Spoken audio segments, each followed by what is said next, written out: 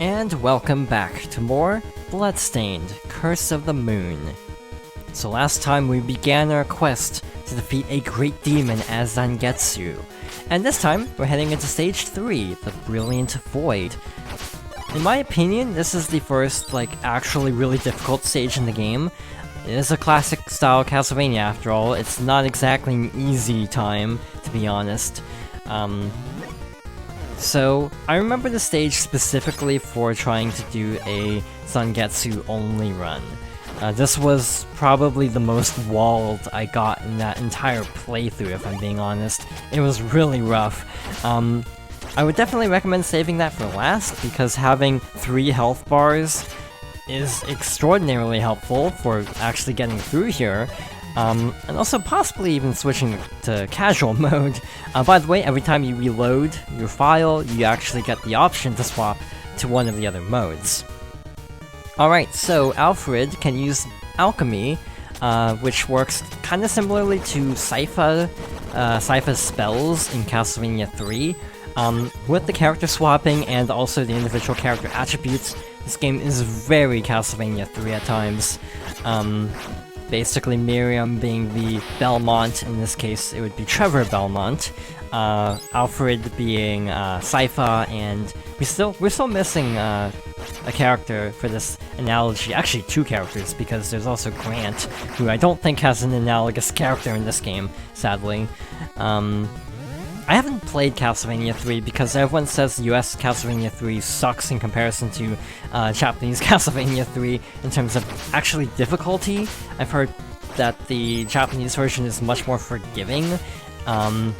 So yeah, I haven't actually played that game. I haven't played Simon's Quest either because I hear that game is difficult regardless of what region you're playing it in. The only classic Castlevanias I finished are 1 and Rondo, I think. And this, if you want to count it. So the little, cloud that these little... Oh.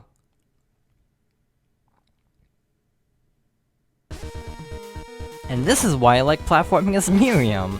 The little clouds that these spiders shoot can be destroyed, so don't have to worry too much about them, thankfully. Luckily, we actually don't need Zangetsu going forward here. We should be fine with just Miriam and Alfred, actually, and Zangetsu gets revived at the end of a stage anyway, so we should be okay. We do need Miriam to get the special item in the stage, kind of like last time we need to slide. So as long as we can keep Miriam alive, we should be in good shape. In fact, the boss is actually really easy, so at times I might use Alfred to basically tank hits. Alright, so we have these little crushing walls. It's kind of unfair that the enemies are immune, apparently. By the way, if the spikes touch you, I think you only take damage. I assume you can't get crushed, though. I'm swapping to Alfred because of his low jump, so I don't accidentally jump into the spikes. Oh, this is bad. I'm gonna double back, and just kind of chill out here, instead of trying to make it to the next set of spikes, or the next safe zone. I'm gonna let the quicksand kind of carry me downwards a little bit.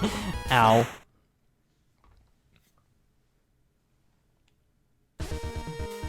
Okay, 3rd time's the charm. This is definitely where the difficulty picks up, though. Between enemy placements and just the amount of obstacles, it definitely shows how this is not going nearly as smoothly as last time. I don't know if this can crush me or not. I feel like it will. Guess not. Cool. But yeah, luckily, the boss is really easy, so if we can at least get to the boss, we should be, perfectly fine. So, the question is, can I get to the boss with, 2/3 of my health, or 1/3 of my health left? I think the answer is actually going to be yes. We'll have to see if that turns out to be accurate or not. Hey, we got a health refill. That's a start. And down here, if we slide, we get a life extension for all characters. So it doesn't just apply to the character who picked it up, everyone gets the health bonus. But down here should be the boss.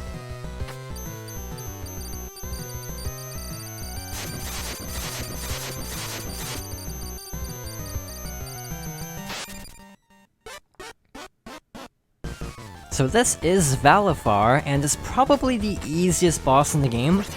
Just jump up on the pile of coins and do damage. You can actually destroy different parts of the coin stack, which you actually need to do to get enough jump height across certain areas. He'll also occasionally spawn in enemies, and honestly, even his desperation attack isn't that bad, which we'll see a little bit later. But here, we actually do need to attack the coin stack, or we'll get crushed. But yeah, compared to the last boss, this is pretty easy. Especially in my opinion with how rough the actual stage itself is. There's this attack here, just kind of move back and forth.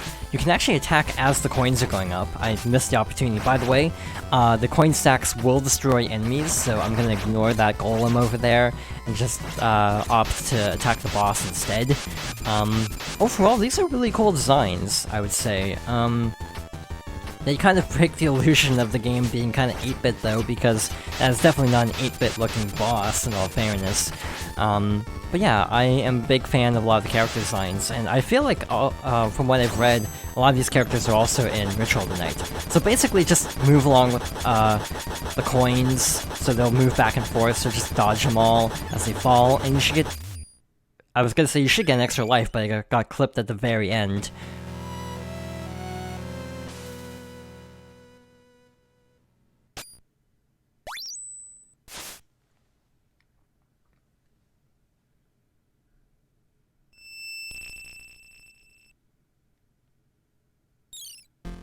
So our final playable character is Jeeble.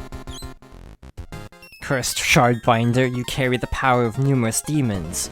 Very perceptive of you, I require the demon's power to achieve my revenge. At this moment, our objectives align.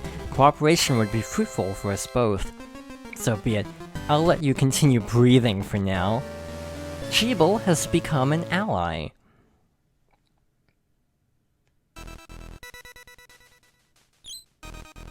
So Jeeble can summon darkness, and Immortal Metamorphosis, and Siphon Blood, Quick Ascend, and Cancel Metamorphosis. So he's got a lot of moves.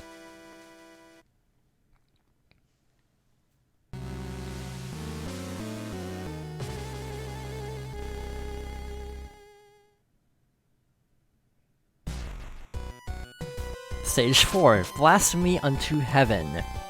So, Jeeble is basically, Castlevania 3 Alucard, basically turning into a bat and being able to fly, but with his attack being kind of diagonal, it's actually really helpful. We'll actually probably be taking advantage of it quite a bit against the next boss even, because if it's the boss I think it is, it will definitely apply. So we have these little flying enemies here, kind of like Medusa heads. It's kind of hard not to compare everything to Castlevania, if I'm being honest. It's just kind of inviting these comparisons with how not subtle it is, but like, I don't really mind it, to be honest.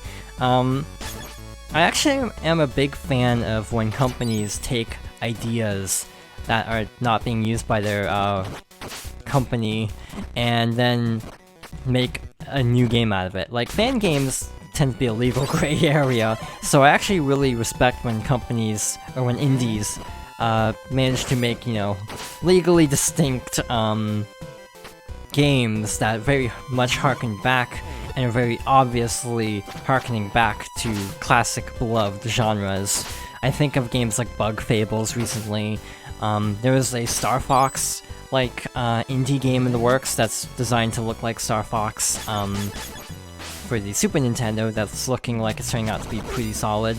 But yeah, I'm a big fan of spiritual successors made by indies, because a lot of times they put so much love into these games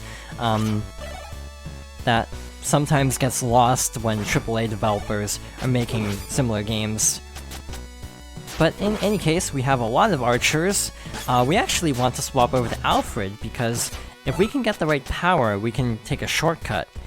We got the right power, so we can take a shortcut. So he can now do that, and then we can break the enemy with any other character, I'm pretty sure, and go over here next. I'm swapping very quickly, so I don't die as Miriam, just in case we need her ability to get through here. And this room sucks. These little frogs are basically flea men.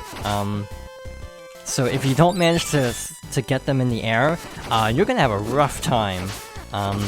If you let them kind of swamp you, it's really difficult. This is another area that playing as Zangetsu by himself is really brutal. So I would recommend trying to take them out as fast as possible. Yeah, Jibo's a pretty good character. I'm pretty sure all these characters are also in Ritual tonight. In some capacity, Miriam, for example, is the main character in that game. She plays very differently though in Ritual. She's more like a classic, or more like a Metroidvania style Castlevania protagonist, with different weapons to equip, and kind of similar to someone like Soma Cruz can actually use enemy abilities. I still need to finish Ritual tonight. It just kind of slipped my mind because of other games. Basically, I waited so long for the Switch version to be patched that I kind of moved on to other things, sadly. Someday I'll go back and finish it though.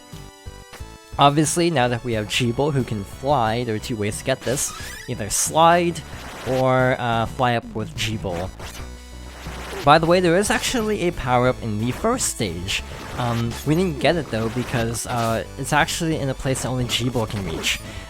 Which should tell you something about the structure of this game.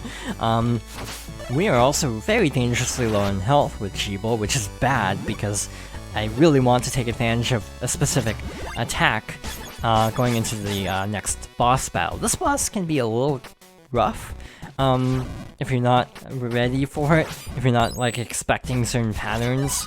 If you can get it into a good pattern, it's not that bad though. Alfred and Jibo are both great characters for this though.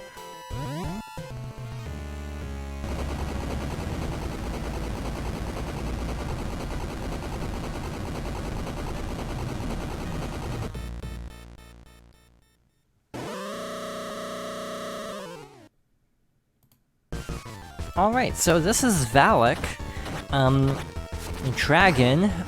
Basically, its attacks include launching these little orbs at you that explode when you hit them, and also it will occasionally shoot fire, so we need to move. Alfred is great against this boss because you can just freeze the different heads of the dragon. We took one out already, that was fast. Also, by the way, don't die, because then I think the boss's health resets. Jibo is great against the second dragon head, because the diagonal attack is enough to hit the head from the underside, which still does damage. But there is a phase 2, by the way, it's not this easy, of course. So we need to jump over here next, and I'm gonna swap over to Zangetsu because comparably, he has the most health out of everyone. Alfred, I think, has the least health total, so even his total health is lower than Zangetsu's health at, like, less than max, oddly enough. So basically, it'll charge up fire, and then you need to jump down. And then the little mouths will sweep upwards like that, so you have to jump out of the way. Miriam is obviously your best bet for the platforming part, so I might keep swapping back and forth. Oh, I just kind of realized, like, wow, Zangetsu has, like, no health. It's like, maybe I shouldn't be doing this. Maybe I shouldn't be playing with fire. Well, I could do that. That works too. Okay, that was a mistake. So we start down here. I feel like Zangetsu's the best bet for this second phase, so we're gonna get more health for him. That was like a decoy power-up. It's not super great. Alfred has one spell that's broken as heck. I don't think it actually starts appearing until later on, but once you get the spell, do not lose it, because you will snap the difficulty in half with a specific spell. This game's difficulty balancing is kind of all over the place, I find. Sometimes it can be really easy, sometimes it can be pretty difficult, actually.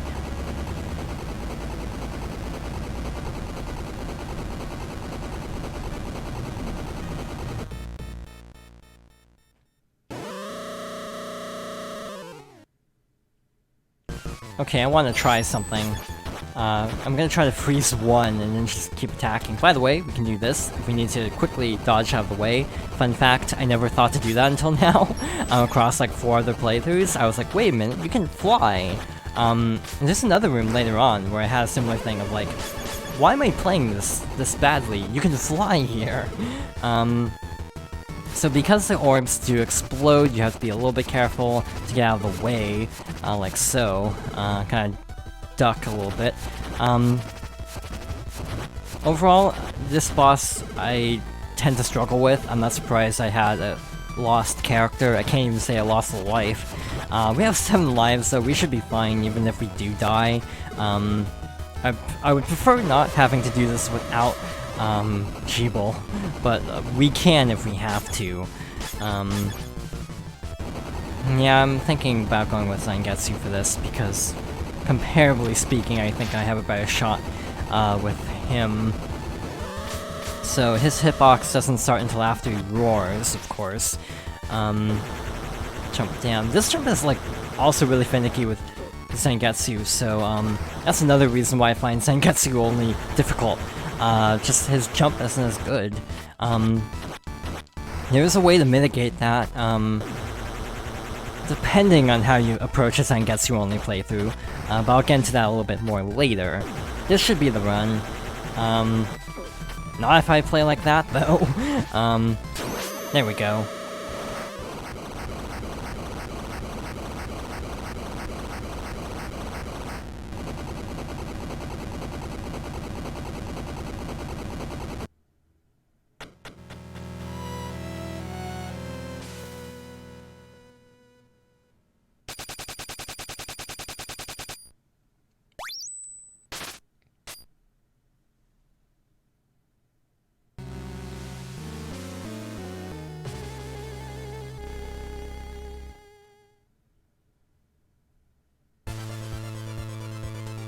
Stage 5, Sunder the Night.